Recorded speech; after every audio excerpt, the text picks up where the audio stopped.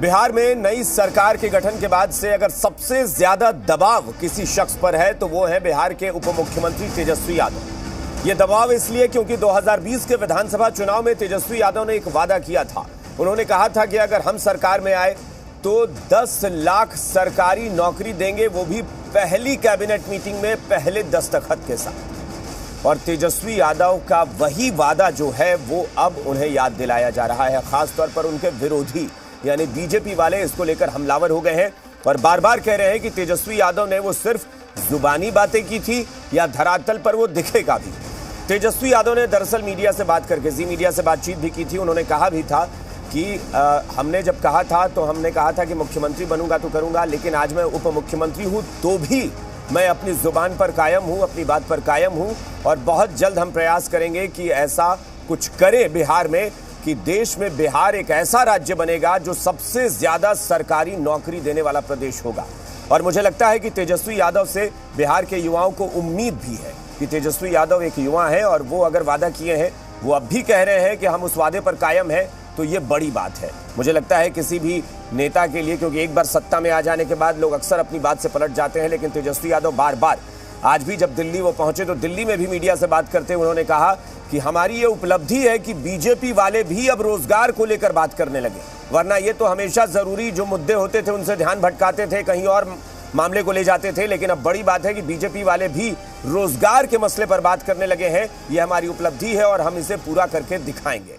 आप सारे बयान सुनिए कि 2020 में उन्होंने क्या कहा था, अब क्या कह रहे हैं और बीजेपी के गिरिराज सिंह ने क्या बोला था।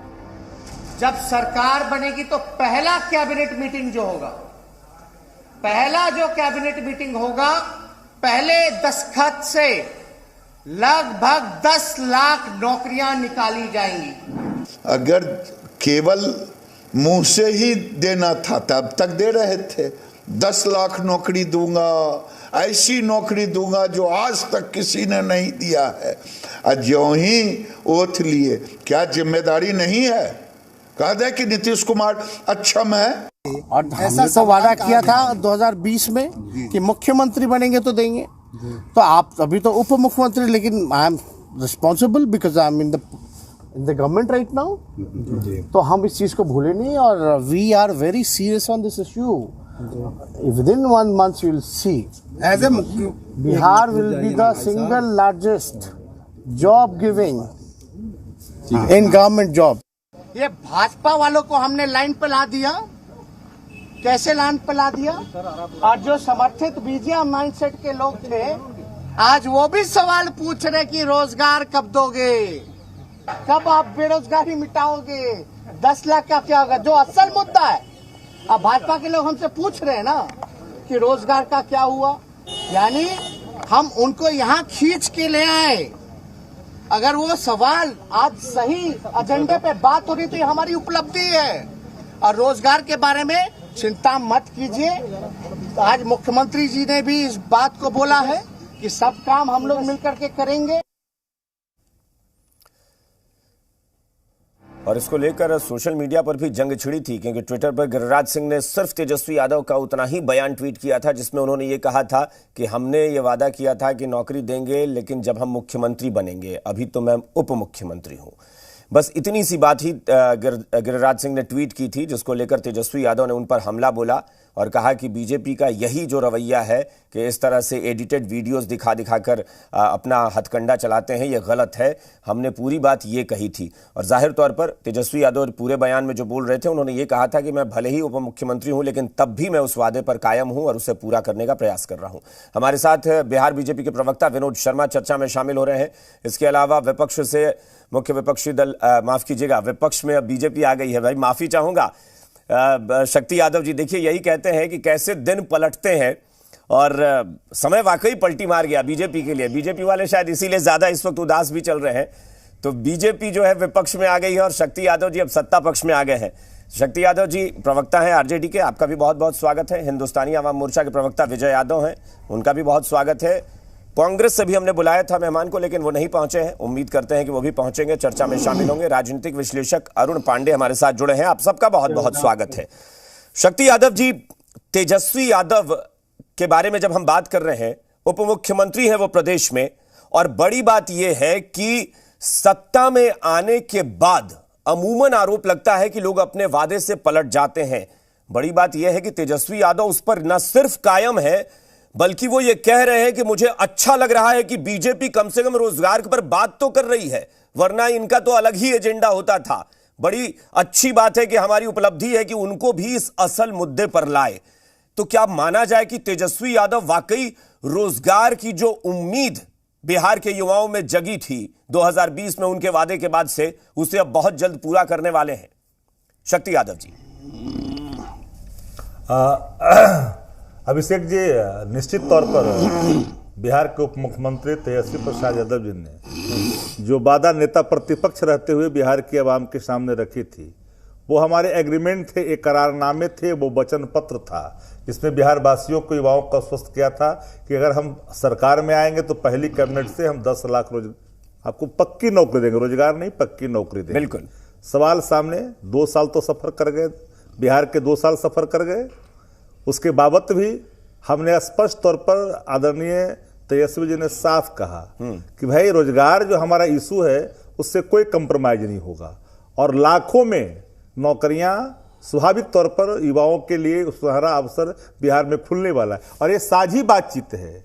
आदरणीय नीतीश कुमार जी ने इन बातों को स्वीकार किया है और मिलकर के उनके नेतृत्व में ही रोजगार के अवसर के पूरे द्वार खोल दिए जाएंगे।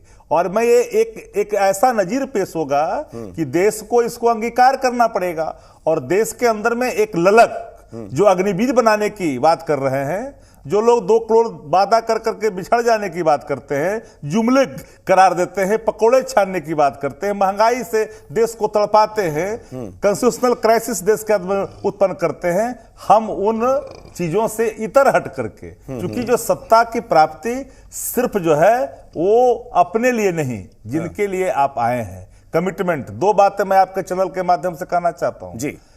Commitment is commitment. Giriraj Singh ने क्या किया? ये फिर एक फर्जीवाड़ा, क्योंकि फर्जीवाड़ा इनके बयान होते हैं और फर्जीवाड़ा इनका आवरण है और फर्जीवाड़ा इनका कर्तव्य। लेकिन उसका खुलासा इसलिए हो गया कि इत्तेफाक से तेजस्वी जी ने वो सारी बात जी मीडिया से ही की थी और वो पूरा वीडियो तेजस्वी जी ने दिखा दिया कि क्या था। बिल्कुल, जी मीडिया की पूरी वीडियो शेयर कर दिया। अब ये बातें खुल गई तो इसलिए लगातार मैं कहता हूं कि सावधान रहिए।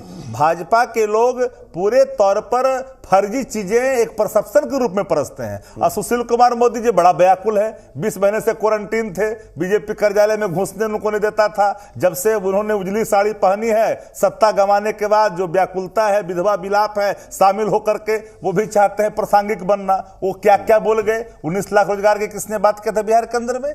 आपके मुंह में दही क्यों जमी हुई थी? कानून के साथ किसी प्रकार का कोई कंप्रोमाइज नहीं।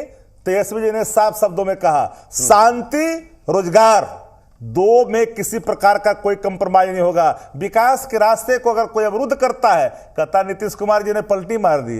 अरे भैया, जब हम विकास के रास्ते चल रहे हैं, अगर कोई अवरोध सामने है तो उसको आपको हटाना पड़ेगा और अवरोधों को हटाए बगैर अपने लक्ष्यों को प्राप्त आप नहीं कर सकते हैं। तो ये लक्ष्य को तो प्राप्त करना है। विनोद शर्मा जी के पास एक बार चलते हैं। विनोद जी, और देश को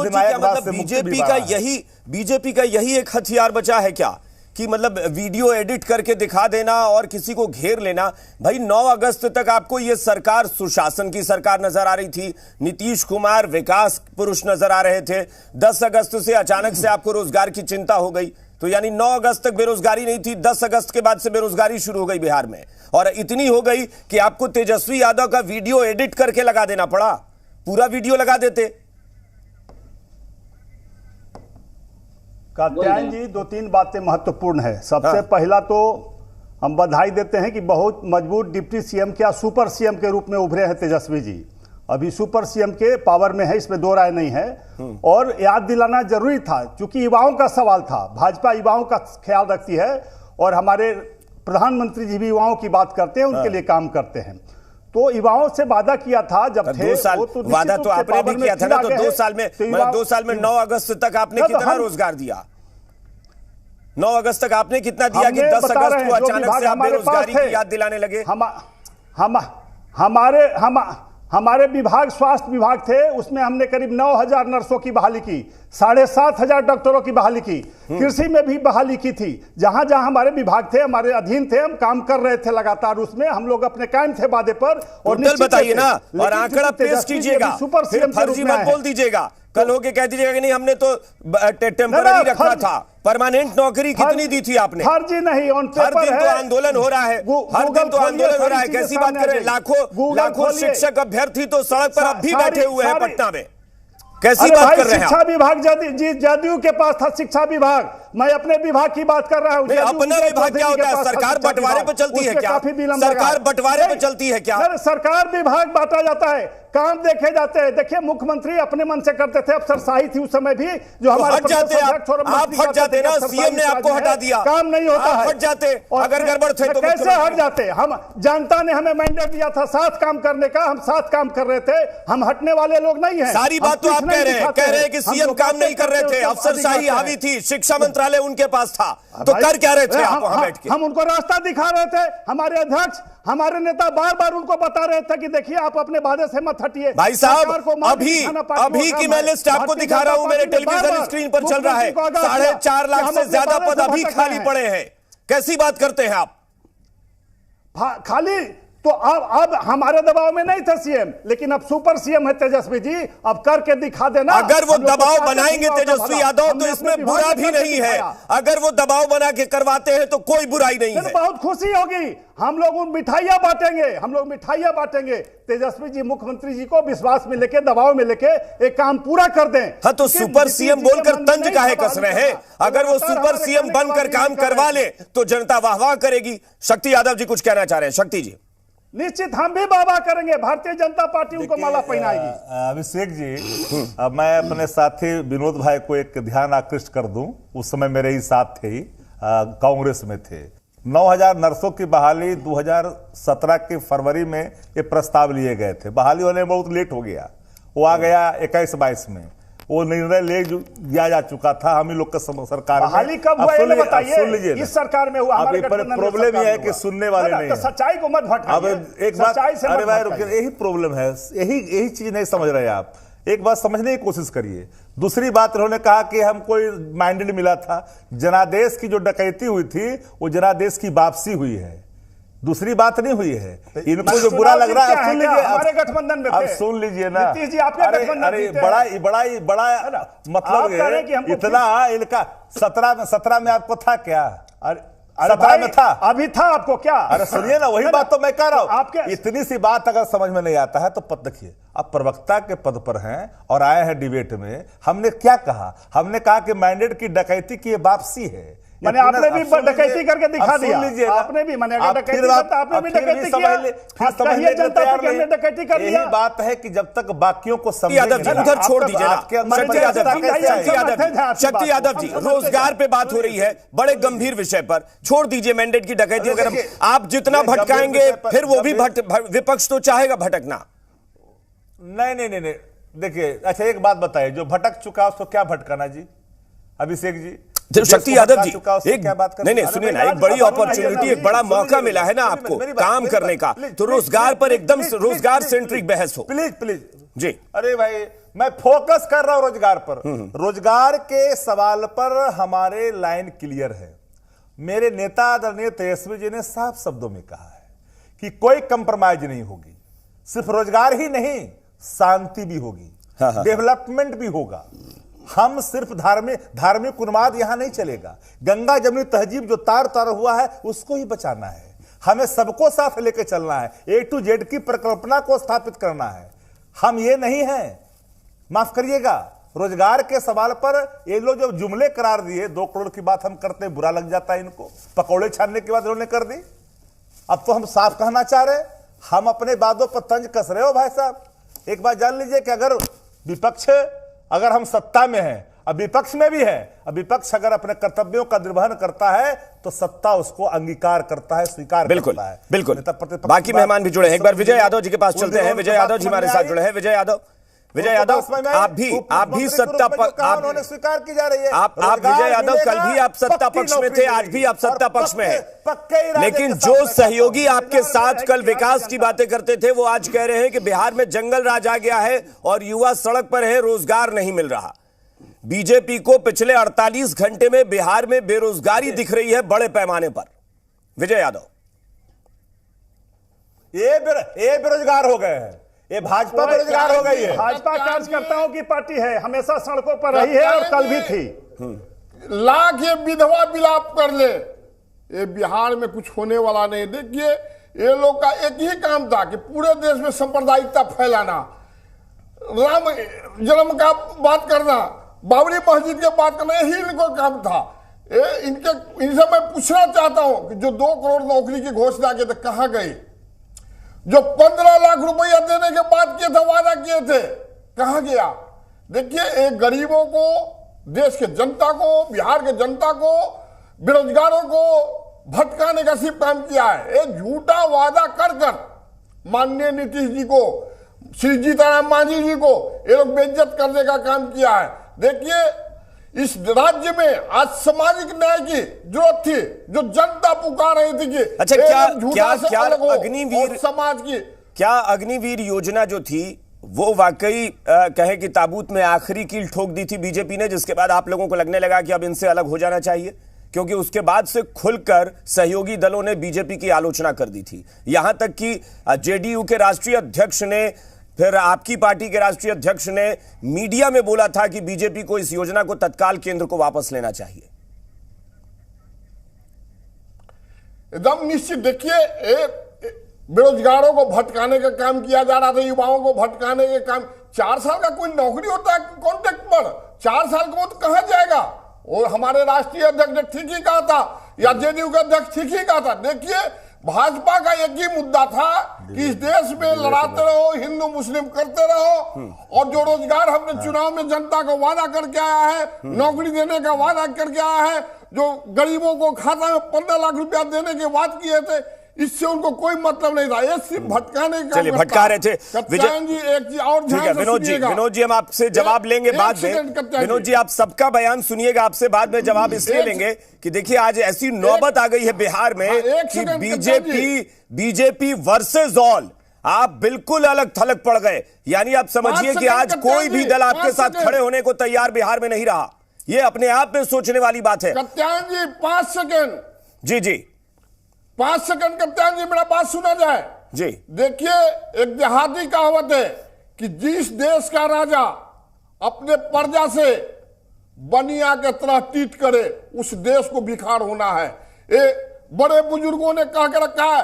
आज हमारा देश उस भिखार की ओर पहुंच रहा है। बिहार को तो भिखार ये लोग ठेल ही दिए हैं, लेकिन आज माननीय नीतीश कुमार जी, तेजस्वी यादव जी मिलकर इस बिहार को, बेरोजगारों को रोजगार देने का काम। चलिए ठीक है, अरुण पांडे जी हमारे साथ जुड़े हैं, और चंद्रप्रकाश जी आपका भी बहुत बहुत स्वागत है। आप थोड़ा लेट हो गए थे, लेकिन चलिए स्वागत है आपका भी। अरुण पांडे जी, ये रोजगार का मसला एक बड़ा मसला रहा है हमेशा से, और 2020 में इसमें कोई दो राय नहीं है कि तेजस्वी यादव ने चुनाव में भी उसे एक बड़ा मुद्दा बना दिया।